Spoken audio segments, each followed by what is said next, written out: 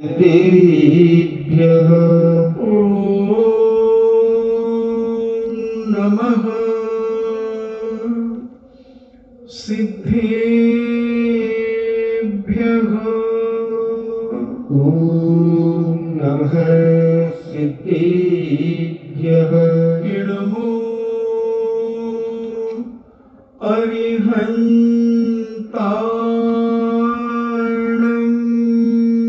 नमो अरिहन्ताणं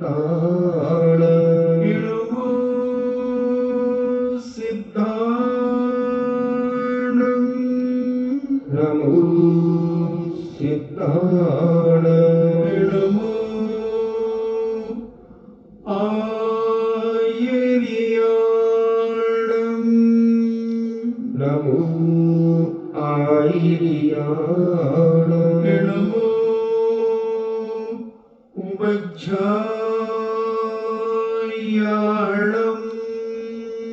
नमो उपज्झायाणं नमो लोये सब्बेसाहूणं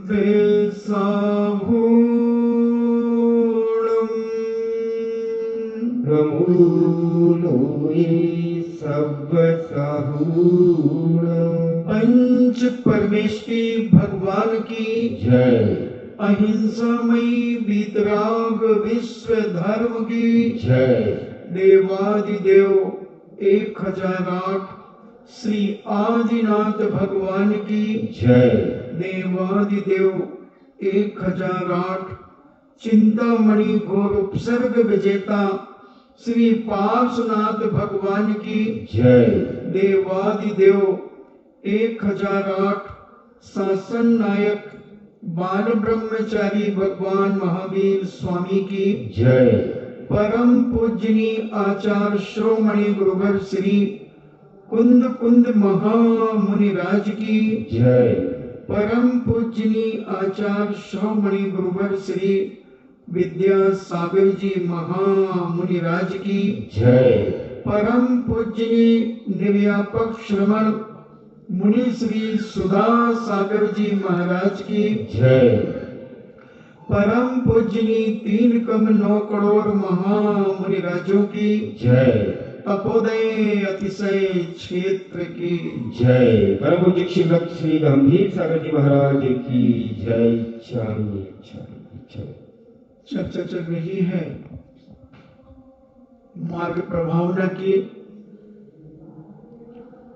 और समय समय पर जैसी परिस्थिति स्थिति बनी, हमारे जैनाचार्यों ने, हमारे संत महंतों ने, श्रावक श्राविकाओं ने इस मार्ग की प्रभावना में पूरा सहयोग दिया। स्वयं के द्वारा भी मार्ग प्रभावना की, कृत भी किया तो कारित भी किया, और कहीं अनुमोदना की। कृत कारित अनुमोदना से किया हुआ कार्य हमारे जीवन में पुण्य का बंध कराता है। जैसी स्थिति बनी वैसी जैनाचार्यों ने प्रभावना की, जहां आवश्यकता हुई वहां प्रभावना की, और जहां ज्ञान और त्याग की बात कही वहां ज्ञान और त्याग की बात कही। सब तरफ से उन्होंने प्रभावना में करने में अपना पूरा समय व्यतीत किया। आत्म साधना के साथ साथ प्रभावना के लिए भी समय दिया। और ये मार्ग प्रभावना कोई आज की नहीं है, अनादि काल से है। जब से तीर्थंकर हो रहे हैं तब से ये 16 कारण भावना है। और इन 16 कारण भावना में 15 नंबर की भावना मार्ग प्रभावना है। मार्ग की प्रभावना करना है, जिससे मोक्ष मार्ग पर चला जाता है, ऐसे मोक्ष मार्ग की प्रभावना करना। धन दे करके प्रभावना करना, मन दे करके प्रभावना करना, समय दे करके प्रभावना करना, जैसे बने तैसे प्रभाव ना करना चाहिए। तो समय समय पर अनेक अनेक आचार्यों ने प्रभावना की। आज हम एक ऐसी घटना तुम्हारे सामने रखेंगे जो जैन दर्शन की महिमा और गरिमा को विख्यात करती है और उससे अपार जैन दर्शन की प्रभावना हुआ करती है। दुनिया में नाना प्रकार के लोग हैं, अपने अपने मजहब, अपने अपने धर्म, अपने अपने सिद्धांतों पर विचार विमर्श करते रहते हैं। और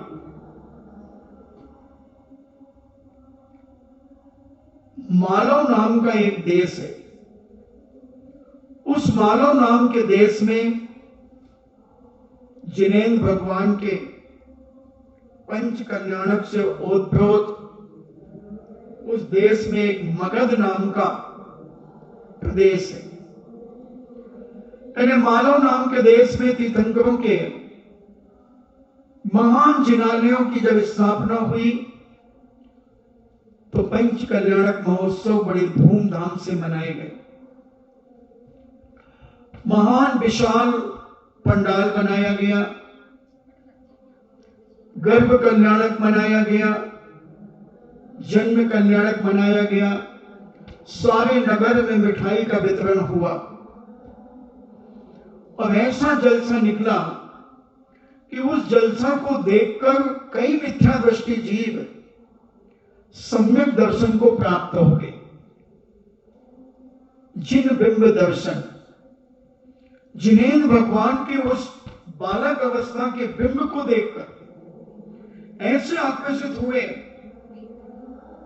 और उन्होंने जैन दर्शन के ऊपर आस्था अपनी बढ़ा ली और इतने दृढ़ संकल्पी हो गए कि जैन दर्शन के समान दुनिया में कोई दर्शन नहीं है।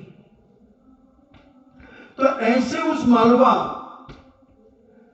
देश के अंदर जब दीक्षा कल्याणक हुआ, ज्ञान कल्याणक हुआ और मोक्ष कल्याणक हुआ, ऐसे 5 कल्याणक जब हुए और एक बार नहीं अनेकों अनेकों बार वहां की प्रजा उसे देख करके आनंद विभोर हुआ करती थी।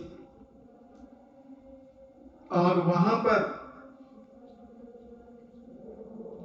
जो मगध नाम का देश था, वहां पर समस्त जीव सुख से अपना जीवन यापन कर रहे थे। किसी को किसी भी प्रकार का कोई कष्ट नहीं था। शारीरिक कष्ट भी ना के बराबर थे, मानसिक कष्ट तो था ही नहीं। ऐसे आनंद विभोर होकर के सारे श्रावक श्राविकाएं, जनता जनार्दन अपना जीवन यापन कर रहा था। सच पूछें तो संपूर्ण मगध के अंदर अपार वैभव और धन दौलत से संपन्न नगर थे। वहां की कीर्ति संसार के समस्त देशों में विख्यात हो रही थी। वहां का राजा बहुत वैभव संपन्न था और सभी देशों में उसकी मान मर्यादा ख्याति प्राप्त थी। और वह मगध देश में उसी के अंतर्गत एक अहिच्छत्र नाम का एक नगर और था। उस नगर में की सुंदरता का वर्णन बड़ी बड़ी जिह्वाएं भी नहीं कर सकती थी। उस नगर को देखने के लिए दूर दराज से बड़े बड़े सेठ साहूकार, राजा महाराजा उस नगर की शोभा देखने के लिए आया करते थे। ऐसा सुंदर था जैसे आज वर्तमान में लोग कोई सिंगापुर जाता है कोई कहीं जाता है, विदेशों को देखने के लिए जाते हैं, और हमारा भारत देश को देखने के लिए देश विदेश के लोग आया करते थे। किसी देश को सोने की चिड़िया प्राप्त नहीं हुई, सोने की चिड़िया की उपाधि किसी भी देश को प्राप्त नहीं हुई जो भारत के लिए हुई। भारत अपने आप में एक अलौकिक और न्याय और नीति से निपुण देश था, देश है। तो ऐसा ये भारत देश के अंदर ही ये अहिच्छत्र नाम का नगरों के अंदर अनेक अनेक प्रकार की इच्छित वस्तुएं मिला करती थी।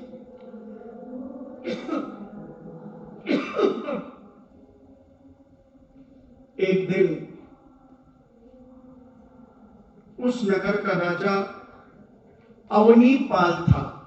अवनी का अर्थ होता है पृथ्वी, यानी पृथ्वी का पालक अवनीपाल। ऐसा वह राजा राज्य करता था। उसकी प्रजा का बड़ा सौभाग्य था कि उन्हें ऐसा न्याय और नीति में निपुण, धर्म से ओतप्रोत ऐसा राजा अवनीपाल उस प्रजा को प्राप्त हुआ था। सारी प्रजा अपने उस राजा के गुणानुवाद किया करती थी, आनंद से भरी रहती थी, और राजा प्रजा से बड़ा प्रेम करता था। अवनीपाल के सादृश्य राजनीति में बड़ा निपुण था और प्रजा पालक में और शासन करने में वह अनेक युक्तियों से प्राप्त था। वह एक ऐसा योग्य शासक था कि उसके बराबर का कोई शासक उस समय नहीं था। उसके राज्य में 500 विद्वान रहा करते थे, और वो विद्वान वेद वेदांतों को भी जानते थे, अनेक अनेक प्रकार के दर्शनों को जानते थे, समझते थे। और जैन दर्शन के भी विद्वान वहां पर थे।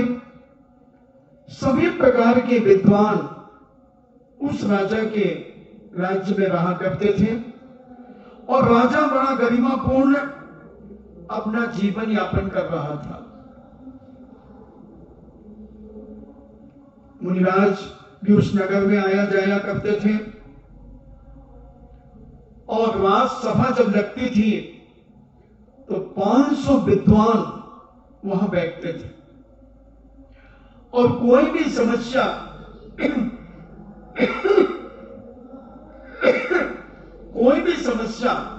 को तत्क्षण उसका निवारण कर दिया जाता था। अनेक जिनालय बने हुए थे, तो शिवालय भी बने हुए थे, और समय समय पर साधु संत वहां आया जाया करते थे, जिनकी चर्या को देखकर लोग बड़े प्रभावित हुआ करते थे, आनंद विभोर हुआ करते थे, और वो प्रकांड विद्वान उन मुनिराजों से भी तत्व चर्चा किया करते थे। मुनिराजों के द्वारा तत्व चर्चा का बखान करने पर कई विद्वान अपना अपमान भी समझ जाते थे, मगर कई विद्वान अपना सौभाग्य समझते थे कि हमारी गलती का एहसास हमें हुआ,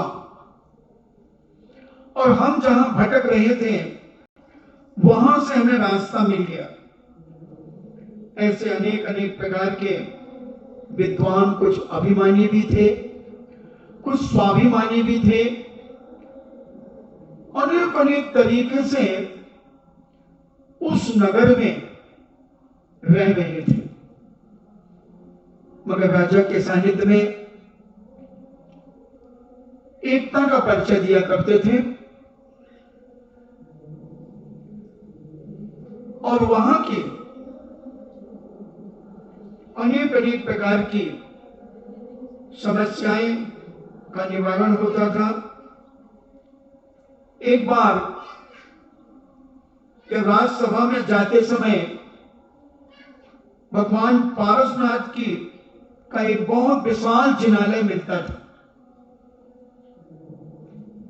जब भी वो लोग राजभवन में जाएंगे तो उन्हें पारसनाथ जिनालय का दर्शन मिलेगा ही मिलेगा। बड़ा विशाल मंदिर था, बड़ा विशाल, और उस जिनालय में पारसनाथ स्वामी विराजित थे।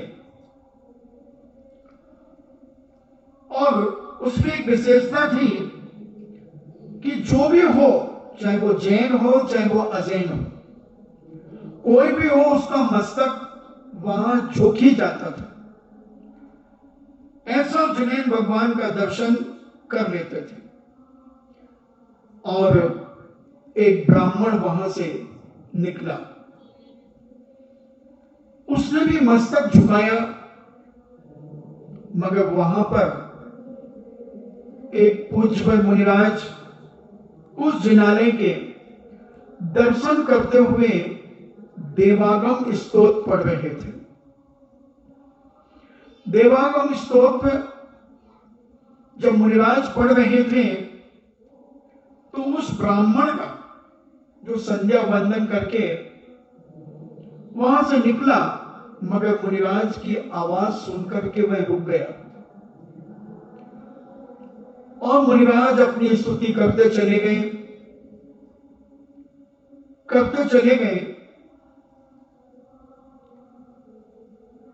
और वह दर्शनार्थ निकल रहा था जो वह ब्राह्मण वहीं रुक गया और मुनिराज ने अपनी स्तोत्र पूरा करके भगवान को नमोस्तु करके जाने लगे। तब उस ब्राह्मण ने पूछा कि हे मुनिराज, जो आपने अभी स्तोत्र पढ़ा है, क्या आप उसका अर्थ जानते हैं? तब पूज्यवर ने कहा कि मैं अर्थ तो नहीं जानता, मगर ये स्तोत्र मुझे याद है, तो मैं जब भी दर्शन करता हूं इस स्तोत्र को मैं पढ़ता हूं। उसने कहा आपको अर्थ नहीं मालूम है? मुनिराज ने कहा नहीं, अर्थ नहीं मालूम, मगर मैं, देखो वो गंदगी ना कर दे,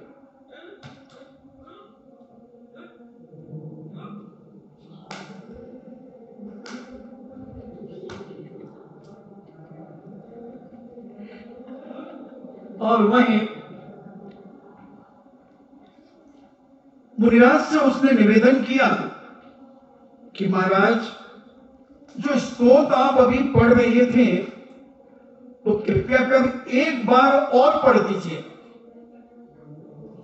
मुनिराज ने कहा कि हाँ मैं पढ़ दूंगा, और उन्होंने वह स्तोत्र पढ़ दिया।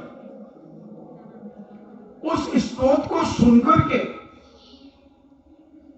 उस विद्वान ने कंठस्थ कर लिया।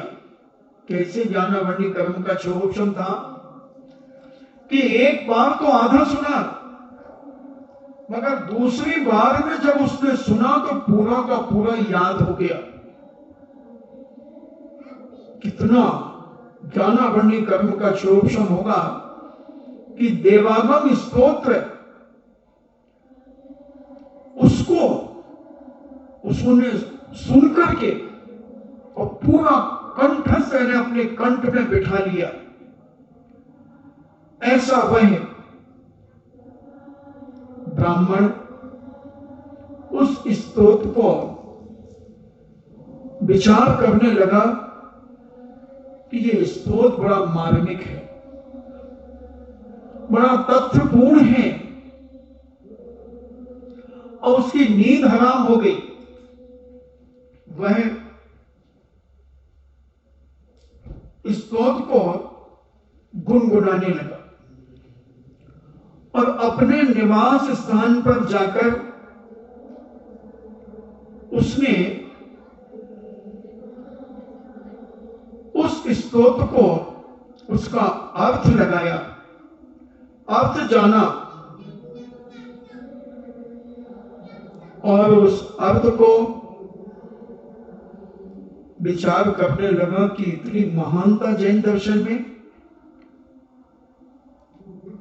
और वही स्तोत्र, वही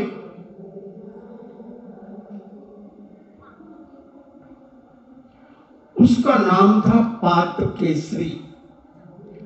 उस विद्वान का नाम था पातकेसरी। और मुनिराज ने जब कंठस्थ करने के बाद उसके अर्थ पर वह विचार करने लगा कि इसका अर्थ क्या है। अर्थ करता गया और आनंद विभोर होता चला गया, आनंद विभोर होता चला गया और उसकी आंखों के सामने वो पारसनाथ प्रभु झलकने लगे और उनके अर्थ में डूबता गया और विचार करता है कितना गंभीर अर्थ इसके अंदर भरा हुआ है। मैं जैन दर्शन को महत्व नहीं देता था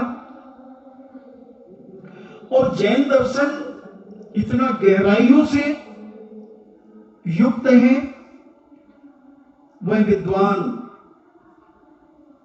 उस स्तोत्र को पढ़ता गया, अर्थ लगाता गया और धीरे धीरे उसके अंदर विचार आया कि मोहिनी कर्म के नाश होने से अपार शांति उत्पन्न हो जाती है। हमें इतना मोह और संसार से इतना राग है, मगर ये स्तोत्र हमारे मोहिनी कर्म को नष्ट करेगा।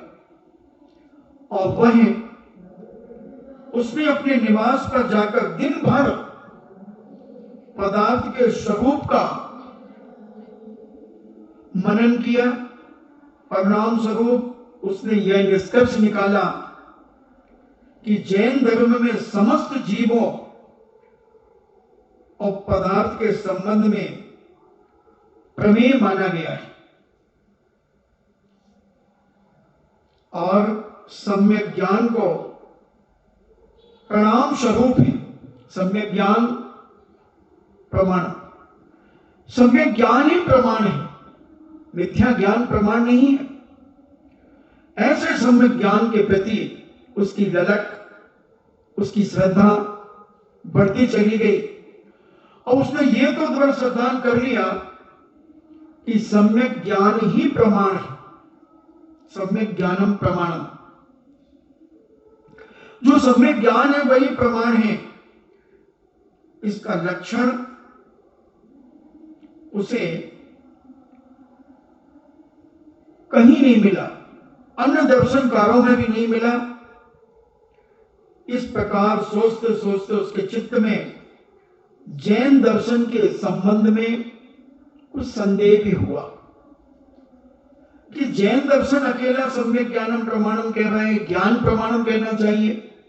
ये सम्यक आदि क्या है उसे समझ में नहीं आ रहा था, मगर ऊहा कोई कर रहा था, विचार विमर्श कर रहा था, स्वयं अपने ज्ञान का मंथन कर रहा था। करते करते रात्रि हो गई, वह सोया नहीं। तब पद्मावती का आसन कंपायमान हुआ और पद्मावती कहती है कि ये जैन दर्शन को ना समझने के कारण इस पर, जैन दर्शन पर इसे संदेह हो रहा है। और पद्मावती रात्रि में उसके पास प्रकट हुई और कहा कि पातकेसरी, तुम शंका क्यों कर रहे हो? क्या समझ में नहीं आ रहा तुम्हें? जैन दर्शन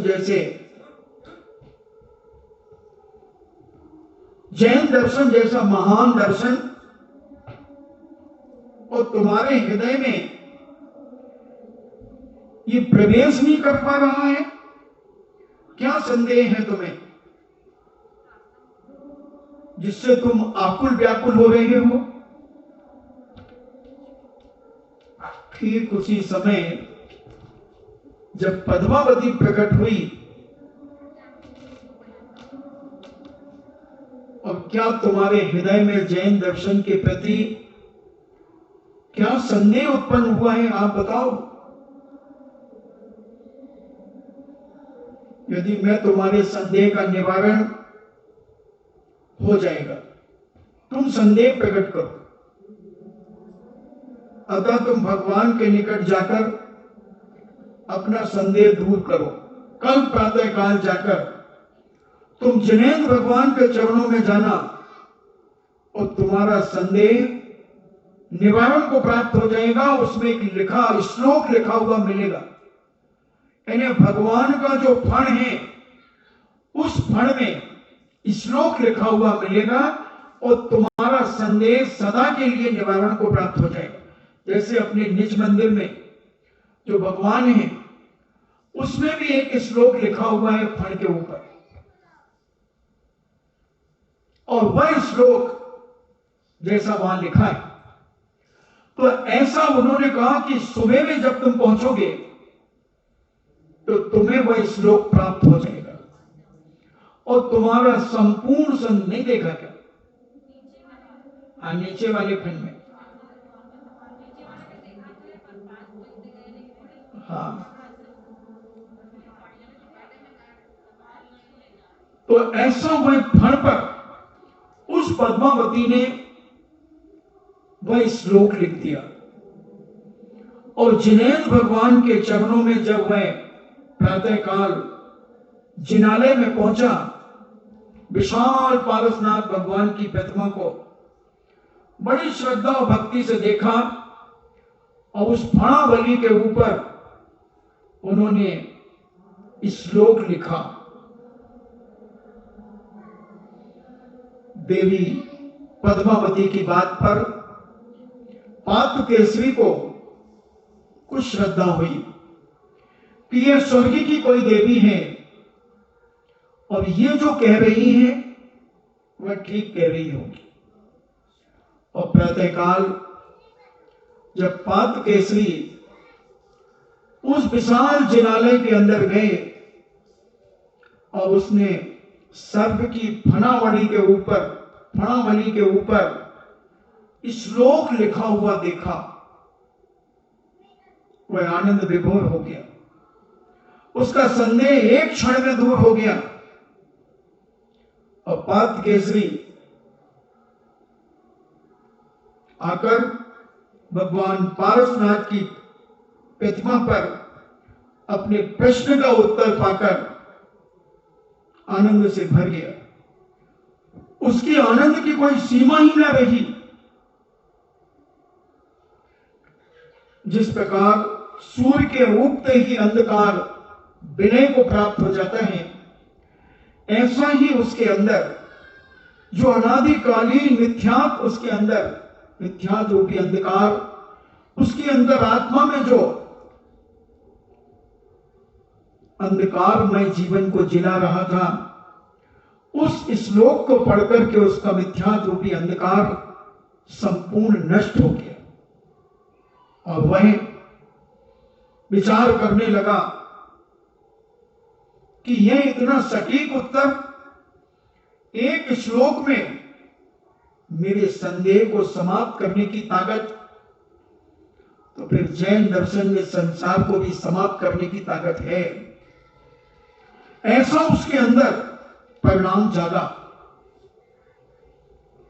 कि मेरी वर्षों की शंका मात्र एक श्लोक ने पूरी कर दी,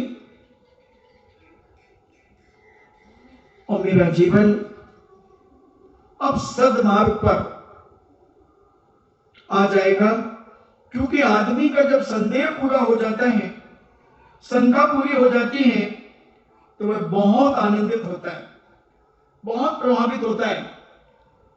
कोई भी व्यक्ति की परेशानी जब दूर होती है तो वह आनंद से भर जाता है, और इतना आनंद से भर जाता है कि कई बार उसकी आंखों से आंसू बहने लगते हैं, आनंद के आंसू, खुशी के आंसू होते हैं कि मैं जिस चीज को वर्षों से खोज रहा था, वर्षों से प्राप्त करना चाह रहा था, और आज यह मुझे प्राप्त हो गया।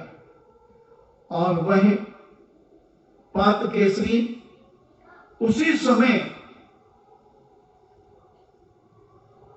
अपने आप पर इतना विश्वास हो गया कि जिनेंद्र भगवान के समान दुनिया में कोई दर्शन नहीं है। जिनेंद्र का दर्शन ही दर्शन है, बाकी तो सब प्रदर्शन है। उसके अंदर एक जीवन में ऐसी स्फुटता आई, स्फूर्ति आई, और उसकी आत्मा में सम्यक की प्राप्ति हो गई, जिसके कारण सम्यक ज्ञान भी हो गया। क्योंकि सम्यक दर्शन होते ही सम्यक ज्ञान एक साथ हो जाते हैं। अब वह पात केसरी का संपूर्ण समय जैन सिद्धांतों को पढ़ने में, जैन दर्शन की हर बात को समझने में उसका अंतरंग सहयोगी जो विद्वानपना था वह उत्सुकता को प्राप्त हो गया, और इतना आनंद से भर गया, इतना आनंद से भर गया कि इस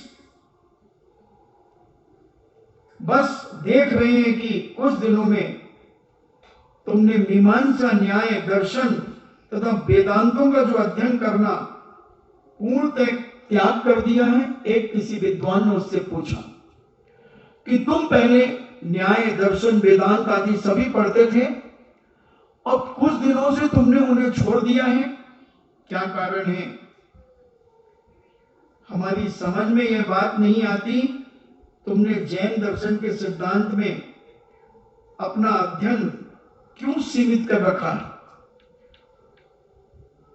उनकी जिज्ञासा भरी बात सुनकर पात केसरी ने बड़ी गंभीर मुद्रा में कहा, हे मित्रों, मैं जानता हूं कि आप सब वेदों के ऊपर जो मिथ्या विश्वास करते हैं, जो अन्य चीजों पर जो आप विश्वास करते हैं, वह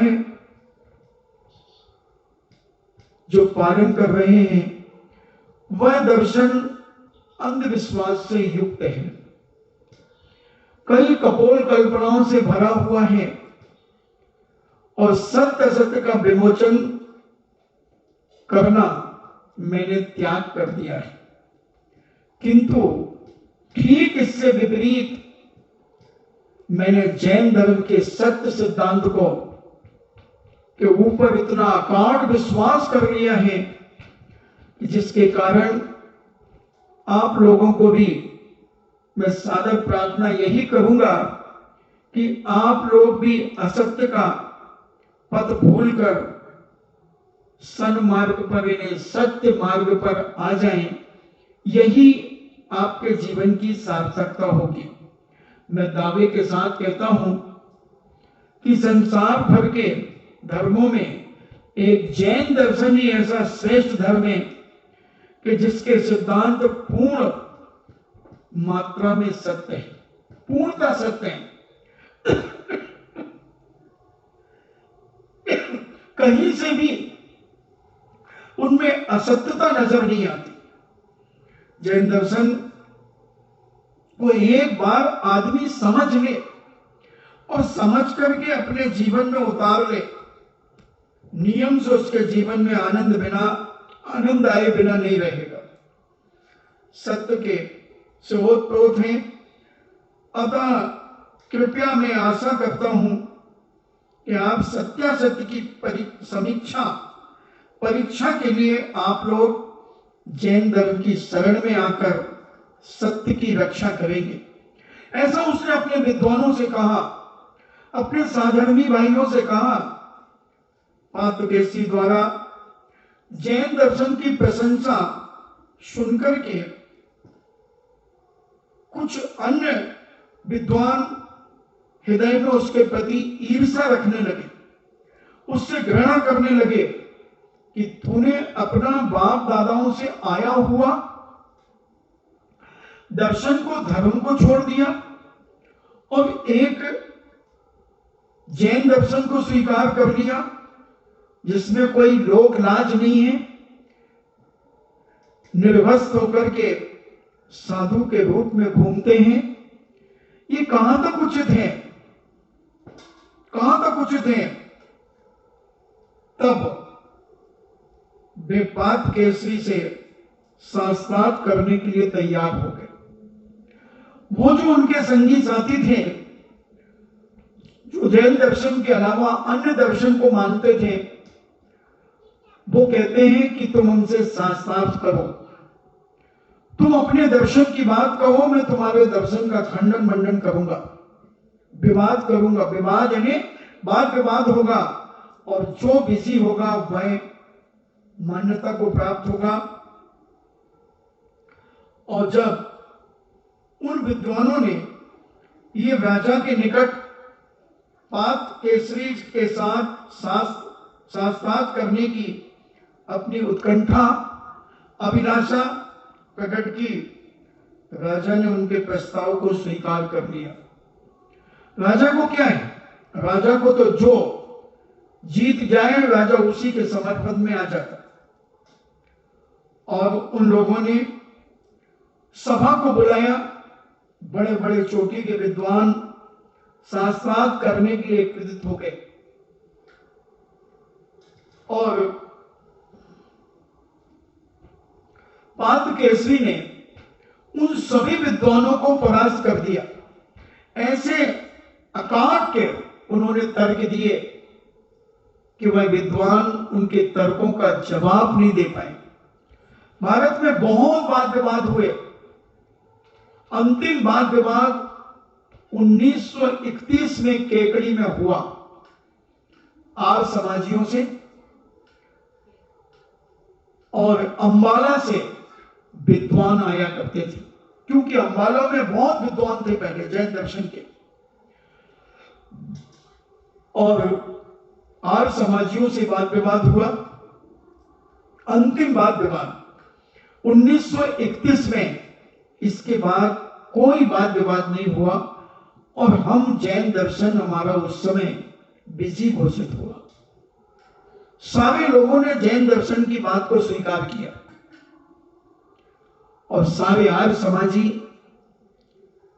अपने तर्कों के माध्यम से जैन दर्शन को परास्त नहीं कर सके और जैन दर्शन के नए अपेक्षा से तर्कों के माध्यम से, न्याय के माध्यम से, अनेकाल को शादवाद के माध्यम से उन्हें परास्त कर दिया गया।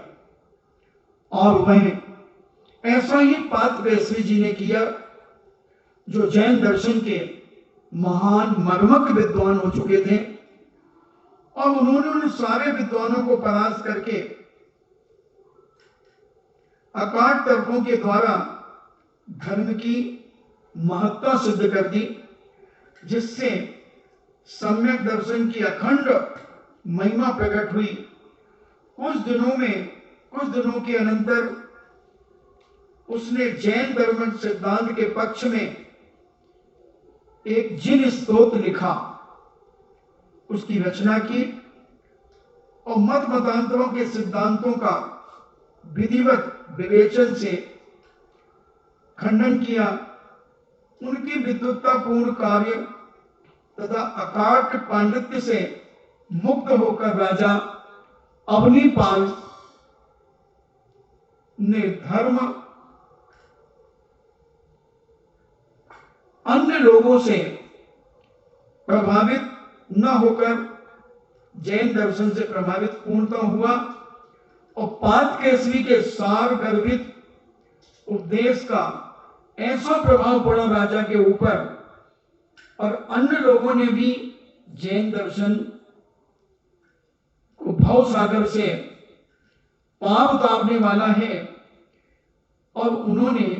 और ये स्वर्ग और मोक्ष का प्रदाता है, ऐसा समझकर पात केसरी से निम्न शब्दों में कहा कि हे विद्वान कुल के अनमोल रत्न, आपने अपने गहन गवेषणा द्वारा जैन धर्म सिद्धांत को सत्य रूप में सिद्ध कर दिया। जिनेन्द्र भगवान की सच्ची उपासना की है, आप ही जिनेन्द्र भगवान के सद उपदेशों के सम्यक प्रदाता हैं। आपकी अनन्य धर्म सेवा ने हम लोगों के सामने जीवन का ज्वलंत आदर्श उपस्थित किया है।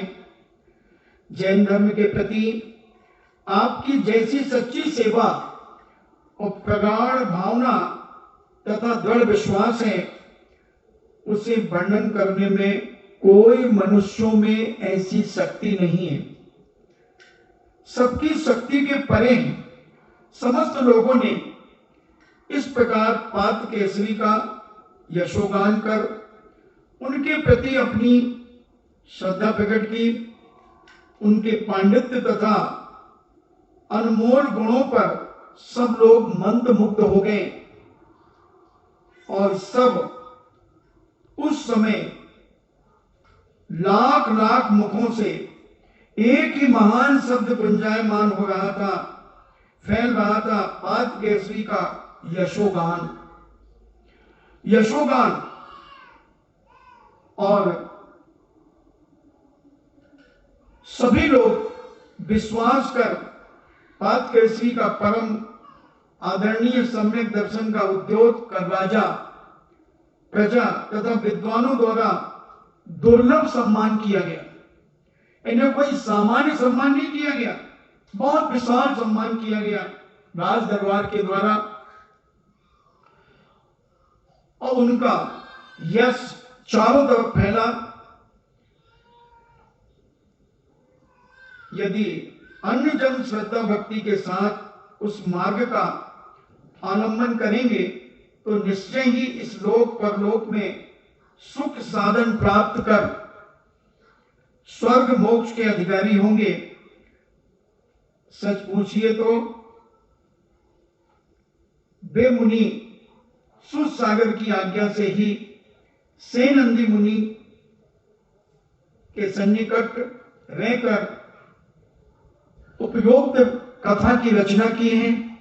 ऐसे वह पात्र केसरी ने जो स्तोत्र लिखा उसमें अनेक दर्शनों का खंडन मंडन था और उस खंडन मंडन के प्रभाव से सारे विद्वान उस सत्य रहस्य को समझे और पात्र केसरी की विद्युत्ता के द्वारा उन्होंने अपने ज्ञान के क्षरोक्षम से पात्र केसरी स्तोत्र लिखकर और स्वयं दिगंबरी दीक्षा धारण करके महान प्रभावना की और अपने जीवन को धन्य बनाया।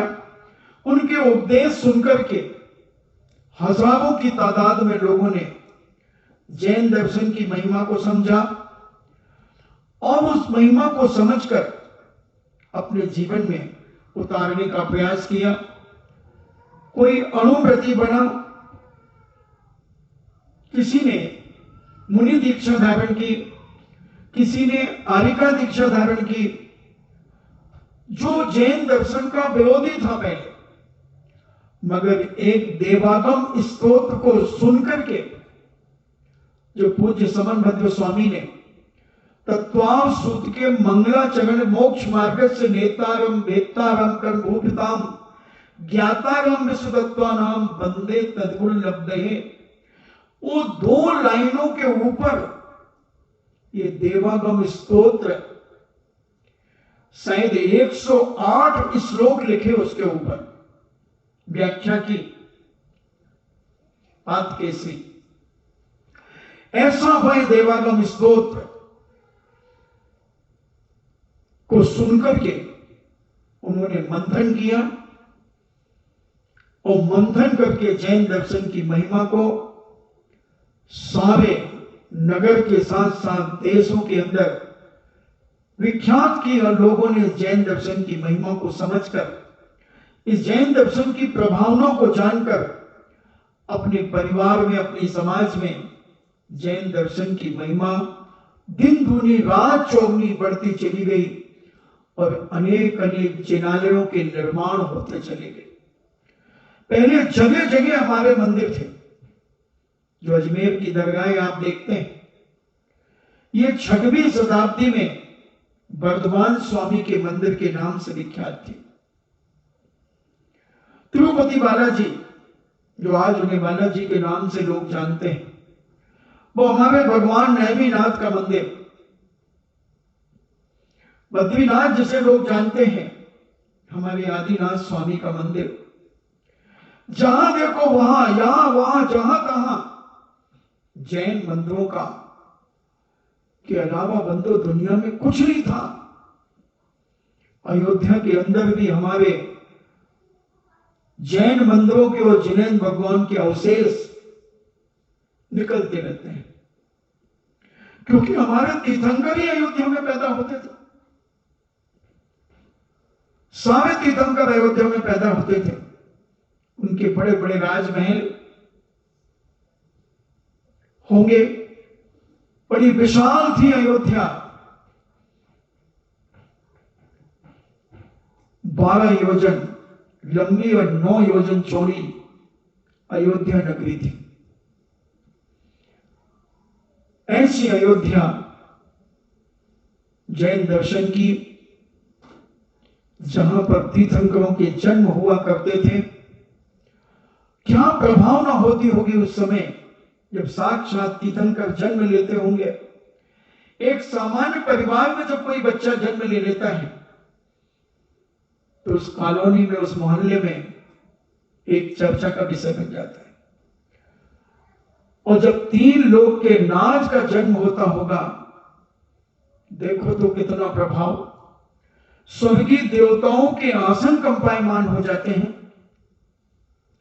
और जहां नरकों में 24 घंटे मारकाट होती है,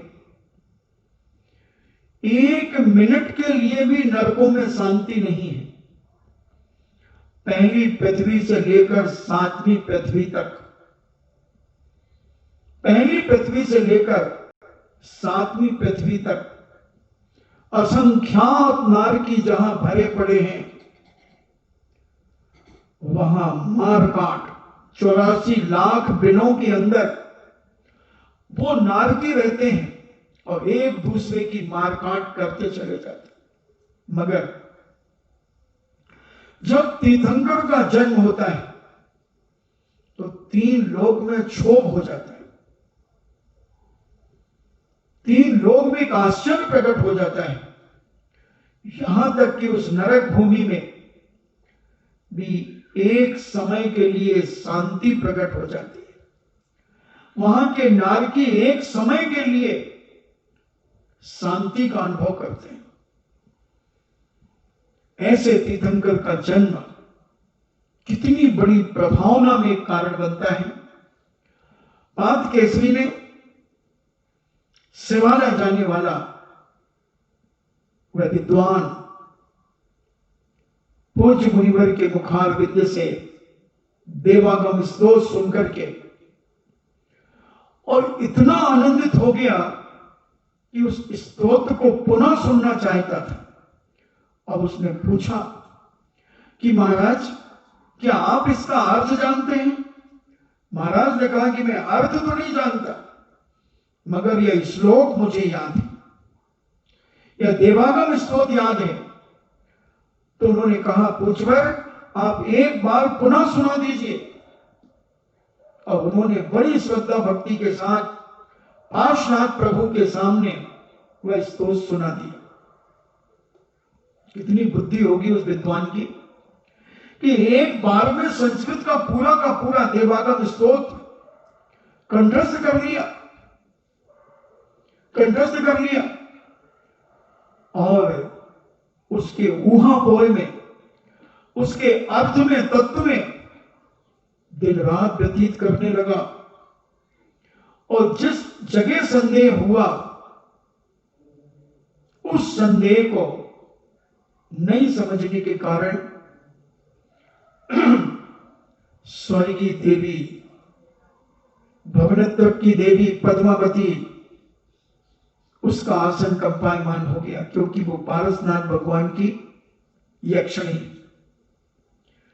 और प्रकट हो गई उसके पास। जब उसने देखा तो आश्चर्यचकित हो गए वह विद्वान, और देवी ने कहा कि पातकेसरी, तुम्हें जैन दर्शन पर संदेह उत्पन्न हो रहा है? संदेह उत्पन्न कर रही हो? जाओ, प्रातः काल तुम जिनेंद्र भगवान के जिनालय में जब जाओगे तो तुम्हारा संदेह को दूर करने वाला एक श्लोक मिलेगा, और उस श्लोक को तुम पढ़ लेना, तुम्हारा संपूर्ण संदेह समाप्त हो जाएगा। पातकेसरी को कहां नींद थी? जब आदमी किसी तत्व की उलझन में उलझ जाता है तब उसकी नींद हराम हो जाती है। और जैसे ही प्रातः काल का ब्रह्म मुहूर्त हुआ और पातकेसरी प्रातः काल स्नान आदि करके शुद्ध धोती दुपट्टे पहनकर जिनालय में चले गए, और जिनालय में जिनेंद्र भगवान की मुख मुद्रा को देखकर आनंद विभोर हो गए, और उस फणावली के ऊपर श्लोक लिखा हुआ था। श्लोक को पढ़कर के उनके सारे संदेह दूर हो गए, और स्वयं तो सम्यक दृष्टि बने, और अपनी तर्कणा के माध्यम से, अपने न्याय और दर्शन और अनेकांत और शादवाद के माध्यम से उन्होंने राज दरबार में भी हजारों विद्वानों को परास्त करके उनकी भी आस्था और विश्वास जैन दर्शन पर बनाया, और जैन दर्शन की प्रभावना उन्होंने बड़े गर्व के साथ की।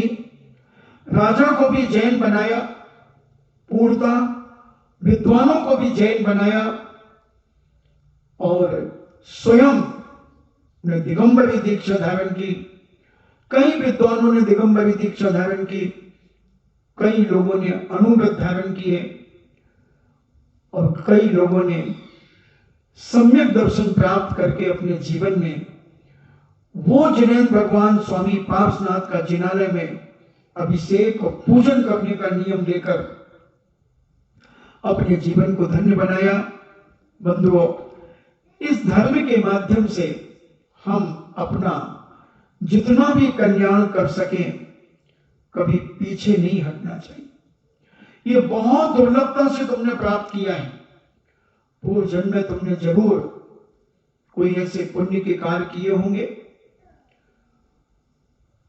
अपने परिणामों को इतना सरल और निर्मल बना करके रखा होगा कि जिसके कारण तुम्हें ये मनुष्य पर्याय मिले। और मनुष्य पर्याय मिलने के बाद आर्य खंड मिला, मिलेज खंड में पैदा हो जाते, क्या करते? जहां कोई धर्म नहीं, कोई मंदिर नहीं, पूजन नहीं, पाठ नहीं, क्या करते? कितना सौभाग्य कि तुम आर्य खंड में पैदा हुए, और आर्य खंड के बावजूद तुम जैन कुल में पैदा हुए। कितना बड़ा सौभाग्य है। और जैन कुल में पैदा होने के बाद तुम्हें ऐसा ये केवल ज्ञान भूमि का क्षेत्र मिला। कितना साथी से पुण्य, कितना साथी से पुण्य। गर्व होना चाहिए, आत्मा अंदर से गदगद हो जाना चाहिए कि दुनिया तो तीर्थ यात्रा के लिए जाता है, और हमारा इतना बड़ा पुण्य कि हम इस तीर्थ क्षेत्र की सीमा में ही पैदा हो गए। राजस्थान का एक ही तो लाडला क्षेत्र है जहां पर केवल ज्ञान प्राप्त हुआ। 24 तीर्थंकरों को राजस्थान में कुछ हुआ ही नहीं, केवल एक ऐसी ये पारसनाथ केवल ज्ञान भूमि स्थली के पारसनाथ स्वामी को केवल ज्ञान हो गया। वो तो जा रहे थे, और सामायिक का काल हो गया होगा तो ध्यान में बैठ गए सामायिक में, और उधर से कमट निकल गया, कमट का जीप निकला, और वह उत्तेजित हो गया कि ये पूर्व जन्म का मेरा बैरी तो सर्ग होने लगे तो पारसनाथ वहीं बैठे रहे। कितना पुण्य है बंधु। एक भी इस क्षेत्र में केवल ज्ञान नहीं हुआ तीर्थंकर का, न कोई मोक्ष हुआ राजस्थान में, न किसी तीर्थंकर का जन्म हुआ, न दीक्षा ली किसी तीर्थंकर ने। मात्र एक पारसनाथ स्वामी ने। तुम्हारा जरूर कोई भवांतरों का ऐसा पुण्य होगा कि पारसनाथ स्वामी यहां रुके, ऑब्जर्व हुआ, केवल ज्ञान प्राप्त किया और इस भूमि को पवित्र कर दिया। सौभाग्य मानो अपना और धन्य करो अपनी आत्मा को कि भगवान जो केवल ज्ञान तुमने प्राप्त किया है, मैं भी एक ना एक दिन उस केवल ज्ञान को प्राप्त करूं, ऐसा आशीर्वाद मुझे दो। इन्हीं मंगल भावना के साथ जिनवाणी स्तुति। जिनवाणी के ज्ञान से सूझे लोकालोक, सो वाणी मस्तक धरूं सदा देत हूँ धूप। हे जिनवाणी भारती तो ही जपो दिन रैन, जो तेरो शरणा गहे सो पावे सुख चैन। देव भजो अरिहंत को गुरु सेवा निर्ग्रंथ, दया धर्म पालो सदा यही मोक्ष का पंथ। नो बार नमो का।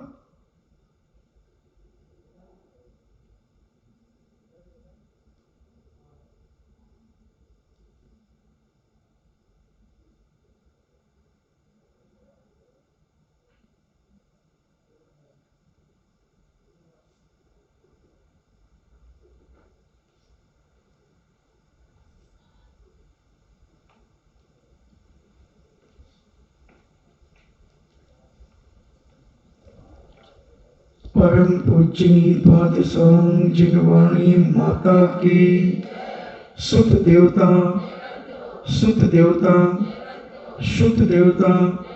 जैनम जेतु शासनम।